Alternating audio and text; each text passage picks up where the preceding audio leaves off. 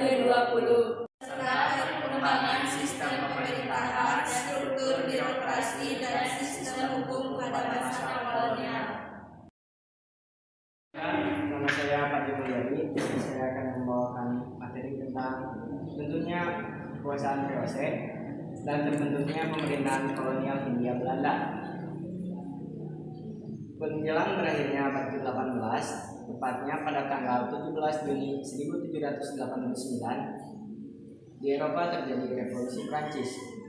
Napoleon Bonaparte berhasil menguasai dan memerintah di Prancis.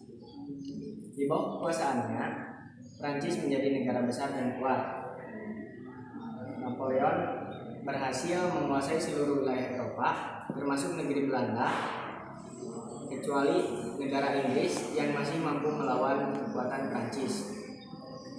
Kejadian tersebut membuat kedudukan Belanda di Indonesia menjadi terancam oleh serangan Inggris. Di pihak lain, VOC kekuatannya oleh serangan-serangan yang dilakukan oleh Inggris.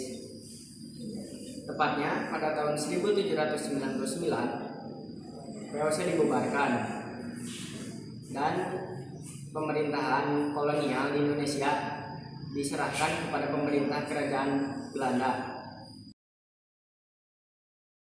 Perkenalkan, nama saya Atis Rahayu. Di sini saya akan menjelaskan tentang pemerintahan Hindia Belanda di bawah pimpinan Herman Willem Dendels yang memerintah pada tahun 1808 sampai 1811. Teman-teman, ada dua tugas pokok Herman Willem Dendels di Indonesia. Yang pertama itu mempertahankan Pulau Jawa dari serangan Inggris. Kedua itu mengatur pemerintahan di Indonesia. Teman-teman, ada juga usaha-usaha yang dilakukan oleh Dendels untuk menghadapi Inggris.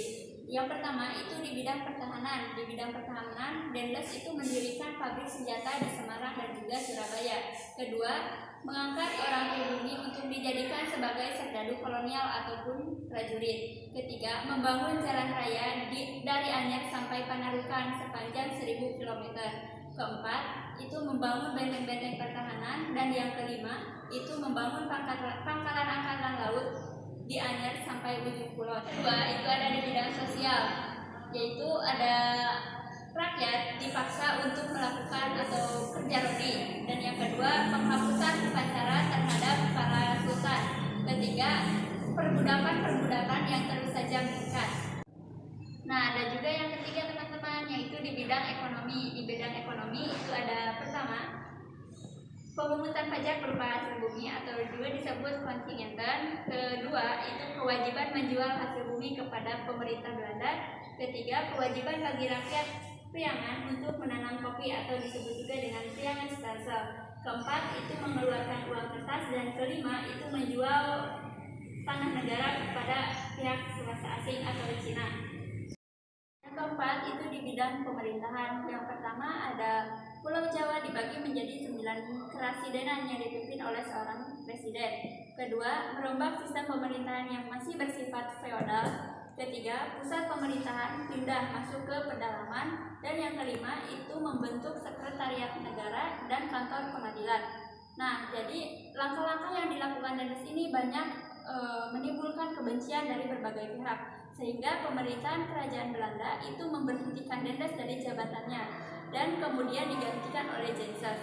Nah, tetapi Jenses ini di bawah pemerintahan Jenses ini tidak mampu menghadapi serangan dari Inggris, sehingga Jenses terpaksa harus menyerah kepada Inggris dengan ditandai adanya perjanjian perdamaian, yaitu perjanjian kapitulasi Tuntang yang ditandatangani pada tanggal 18 September 1811. Isi dari perjanjian kapitulasi Tuntang yang pertama itu ada Pulau Jawa dan sekitarnya jatuh ke tangan Inggris. Kedua, tentara Belanda yang berada di Indonesia menjadi tawanan Inggris. Ketiga, Inggris tidak menanggung hutang Belanda yang ada di Indonesia. Keempat, orang Belanda yang ada di Indonesia itu dapat dipekerjakan di dalam pemerintahan Inggris. Saya Tita Dewi Aprilianti akan menjelaskan tentang pemerintahan Inggris di Indonesia pada tahun 1811 sampai 1816. Inggris mengangkat Thomas Stafford Raffles sebagai Gubernur Jenderal di Indonesia, mewakili Raja Muda Lord Minto yang berkedudukan di India. Dengan keyakinan akan baiknya sistem pemerintahan barat, yaitu persamaan hukum dan kebebasan ekonomi. Kebijakan-kebijakan Raffles di Indonesia. Pertama, di bidang pemerintahan, yaitu 1. Membagi Pulau Jawa dan Madura menjadi 16 karesidenan. 2. Menguasai kekuasaan raja di Indonesia. 3. Bupati dijadikan pegawai negeri. Dan 4. Mempraktekkan sistem juri dalam pengadilan. Yang kedua, di bidang sosial, yaitu menghapus sistem perbudakan dan mengurangi pengaruh-pengaruh tradisional. 3. Di bidang ekonomi, 1. Menerapkan sistem sewa tanah atau landed. 2. Melaksanakan perdagangan bebas. 3. Memonopoli garam. 4. Menghapus segala bentuk penyerahan wajib dan hasil budi. 5. Menjual tanah kepada pihak swasta. 4. Bidang ilmu pengetahuan. 1. Menyusun buku History of Java. 2. Mengundang ahli dari luar negeri untuk mengadakan penyelidikan ilmiah di Indonesia. 3. Menemukan bunga Rafflesia arnoldi. 4. Merintis kebun raya Bogor. 5. Membantu perkumpulan kebudayaan dan ilmu pengetahuan seperti Batavia di halaman Jakarta. Pemerintahan Inggris di Indonesia tidak lama, sebab runtuhnya kekuasaan Napoleon di Perancis mengakibatkan Inggris sebagai sekutu Belanda harus menyerahkan kembali Indonesia kepada Belanda melalui Konvensi London tahun 1814 dan baru dilaksanakan pada tahun 1816.